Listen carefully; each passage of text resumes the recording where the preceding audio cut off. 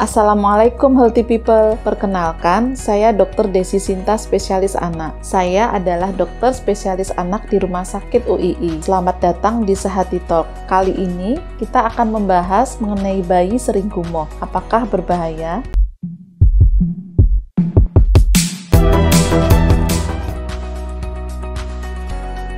Nah, mungkin healthy moms di rumah sulit membedakan gumoh dan muntah itu sendiri. Sebetulnya, gumoh dalam istilah kedokteran disebut sebagai reflux. Artinya adalah aliran balik ASI atau susu formula dari lambung si kecil menuju ke mulut. Akan tetapi, keluarnya itu bersifat spontan. Sedangkan muntah adalah aliran keluar dari susu atau ASI yang disertai dengan usaha, yaitu kontraksi dari otot-otot saluran pencernaan dari bayi.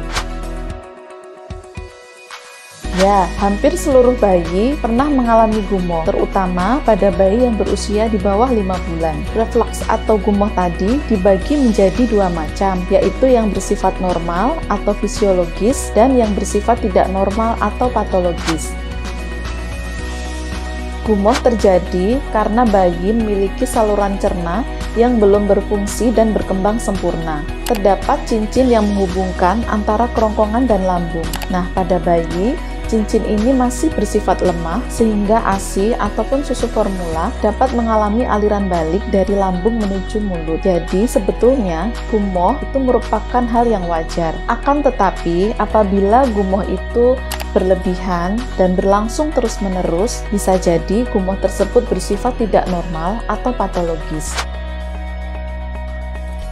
Gumoh yang wajar atau yang bersifat normal atau fisiologis ditandai apabila gumoh ini tidak terjadi terlalu sering. Kemudian gumohnya juga tidak terlalu banyak, dan yang paling utama adalah pertumbuhan dan perkembangan bayi sesuai dengan kurvanya. Sedangkan gumoh yang bersifat tidak normal ditandai apabila gumoh ini berlangsung terus-menerus dengan volume yang semakin banyak dan juga disertai dengan gangguan pertumbuhan pada bayi.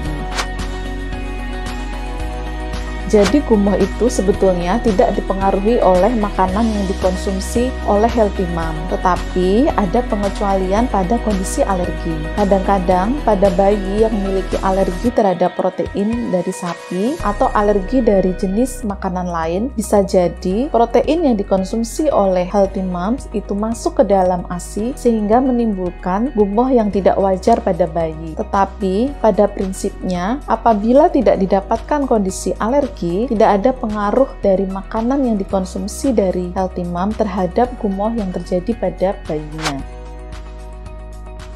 Yang pertama adalah jangan memberikan ASI atau susu formula yang terlalu berlebihan kepada bayi, sehingga bayi akan mudah untuk kekenyangan dan terjadilah gumoh. Yang kedua, pada saat menyusui atau memberikan susu, posisikan kepala bayi lebih tinggi dari badannya. Kemudian, setelah diberikan ASI atau susu, bayi diposisikan dalam keadaan tegak, kemudian disendawakan, kurang lebih sekitar 15-30 menit. Yang terakhir, setelah memberikan ASI atau susu formula, hindarilah untuk melakukan manuver ke perut bayi, misalnya memakaikan seatbelt, memijat perut, atau menangkurapkan bayi sehingga dapat merangsang reflux atau gumoh.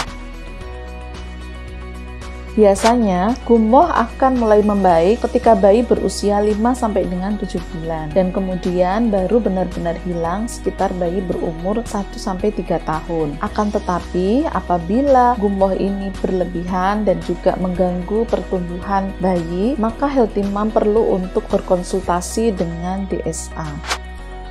Jika healthy mom menghadapi kondisi kesehatan buah hati yang menurun dan membutuhkan konsultasi DSA di malam hari, bisa dikonsultasikan dengan dokter spesialis anak di layanan Poli DSA 24 jam RSUII.